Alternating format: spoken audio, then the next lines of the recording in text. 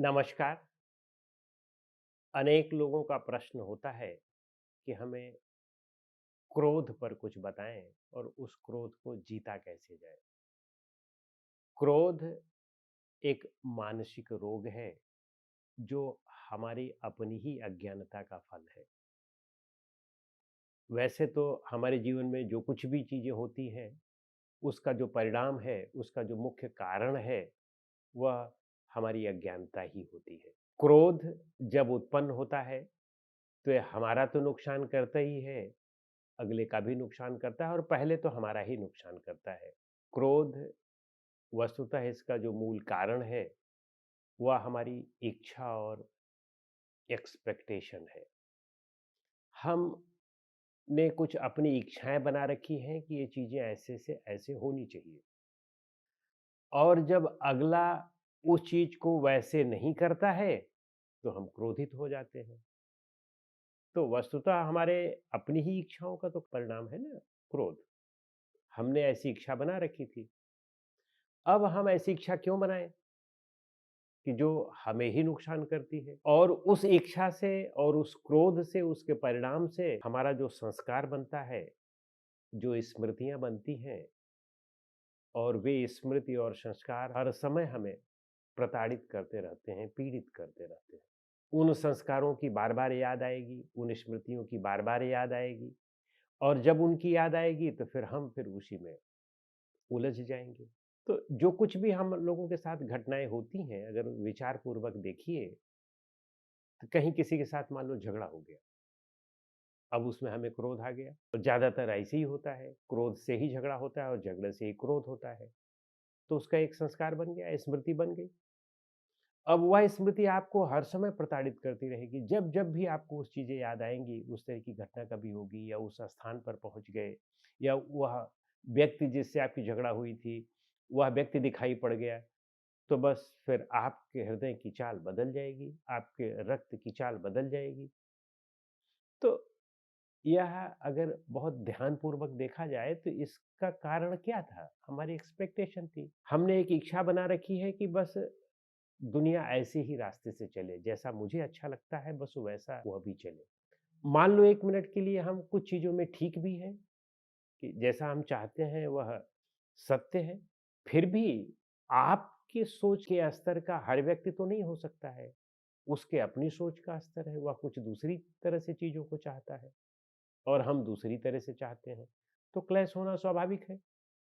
अगर आप सत्य हैं, तो आप अगले से उस चीज़ की अपेक्षा न करें कि अगला भी वैसे ही करे। अगर आप सत्य हैं, तो आप अपने आप से अपेक्षा करें कि आप उस तरह की गलती कभी नहीं करेंगे। अब जैसे मान लो कोई झूठ बोल देता है, तो आप गुस्सा हो जाते हैं। तो ज़रा विचार करके देखें कि क्या आप कभी झूठ नहीं बोलते हैं?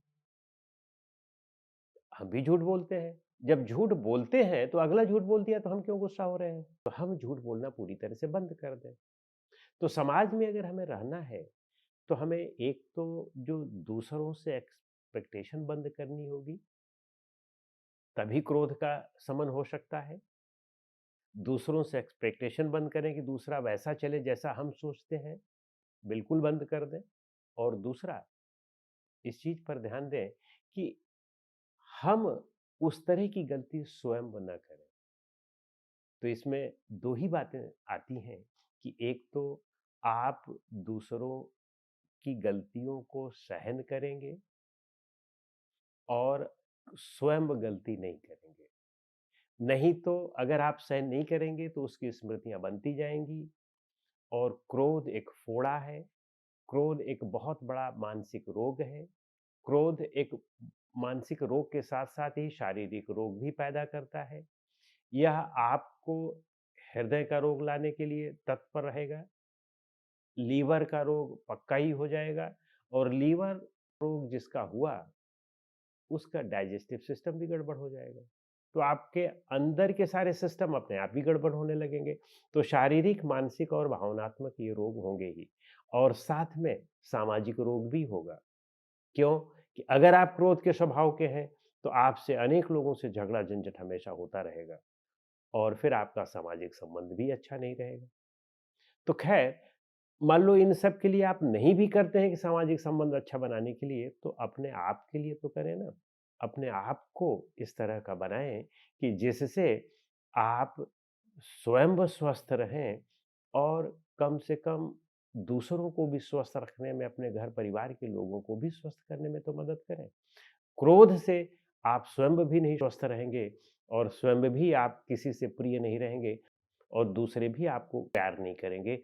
आपसे अगर किसी का जुड़ाव है, तो वह सिर्फ़ इस वजह से होगा कि आपसे उसका कोई स्वार्थ सध रहा हो तो इस वजह से कर लेगा, लेकिन अंदर-अंदर वह आपसे हमेशा नफ़रत ही करता रहेगा।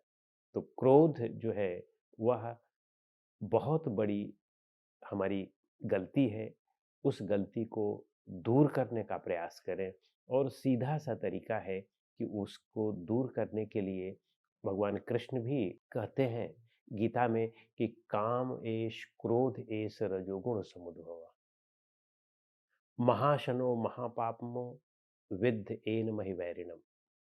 यह क्रोध जो है वह काम से ही उत्पन्न होता है, इच्छाओं से ही उत्पन्न होता है।